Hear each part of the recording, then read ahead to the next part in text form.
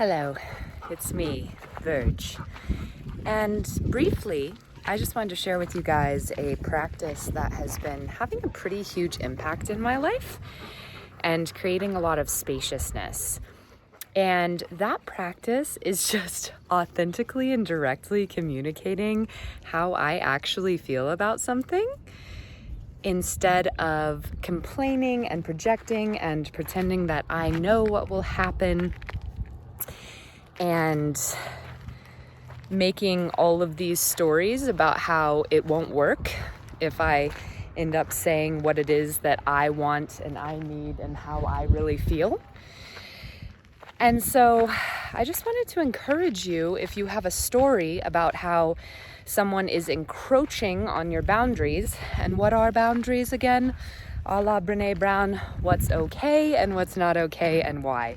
And so, in short, if someone in your life is doing something that you find to be not okay with your authentic self, I encourage you, instead of talking about that person to others or even continuing in these mind loops of talking about that person to yourself, to speak directly to them if it is a safe situation in which you can do so. And, I invite you to check in with your body about what's safe and not for you.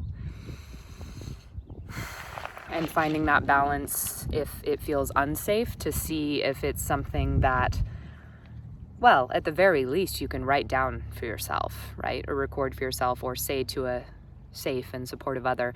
However, the practice in my life has looked like directly communicating those boundaries, those thoughts, those authentic reflections and responses to the people. And what I have been finding in my life is every time I authentically communicate a boundary, something that isn't okay, and why, and include in that what is okay with me, like what I would like to change, amazingly, people, literally every time I've done it so far, and this may not always be the case, but people just are down with it. Like, they end up upholding the boundary, and I feel like it ends up making our relationship more authentic and definitely more sustainable, and creates all this spaciousness in my life, where before I felt like I had so much to do and I had to do it all right away, and I'm constantly being encroached on and people are coming into my private space and I don't have the time to do all the things I want to do. And then when I end up communicating a boundary or a need or authentic want of mine, suddenly I have all this spaciousness and I don't have as much to do or worry about as before. And I just encourage you to try it, first with people who are safe in your life. But I think in the past, my fear has been, if I tell this person that I'm not okay, for instance, with them just walking into my house whenever, or saying derogatory things, or not being respectful with the environment, like my environment, in a way that is crossing a boundary, I find that they just comply.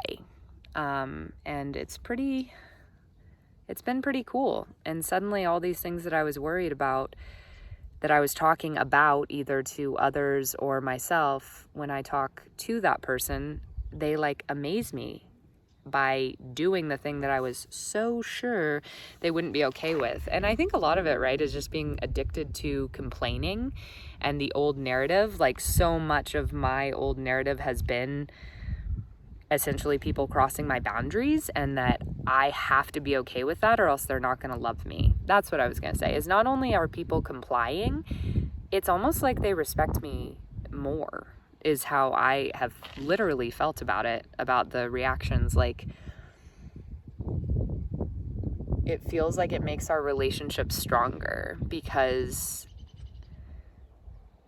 maybe we can all trust more that what is really meant is going to be said, instead of just saying what we think people want to hear. And then we don't really know each other. We just know what what that person thinks we want to hear, rather than what they actually need and want. And for me, more and more, I want people to know the real me, and I want to know the real version of others. And if that means that I have less close connection, well, I have less connections, less quantity, they're going to be of a higher quality because it's based on who I actually am, not who I think people want me to be. And so maybe it literally creates more spaciousness also in like taking out relationships that don't work for you. I've also certainly had people set boundaries and have set boundaries with people within the past year where it's like, okay, those relationships aren't in my life anymore. And that hurts. And again, it creates a spaciousness, because why would any of us expend so much energy upkeeping these relationships that on the surface seem like they need to be there, but when we start investigating and then communicating what it is that we really want and need, our boundaries, what is okay and isn't okay and why, there are a lot of relationships that it turns out don't really fit with our authentic selves. And it's not because anything's wrong with any of us. It's because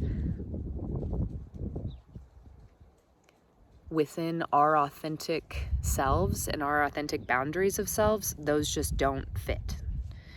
And so I just wanted to invite you to see if you can practice with, maybe one person in your life, saying to them something that isn't okay and why, and seeing what happens from there. Because again, what I've found is like this really beautiful confirmation that, oh my goodness, like when I say that something isn't okay to people, and I've been so afraid that like they won't love me anymore, or we'll get into a terrible fight, or they won't listen, or all these things will happen.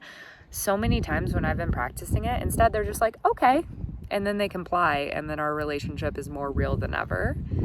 And not only do they still love me, but again, I feel that they respect me more. And I guess maybe also what I'm saying is I respect myself more in that honesty. So yeah, just directly communicating what we need to say and our boundaries and our true thoughts and feelings to things just kind of instantly creates a spaciousness, because it's like, okay, well, now I don't have to wonder anymore. And now this person actually knows how I feel. And we invite others to do the same. All right, I will talk to you guys later, and thank you for joining me on The Verge.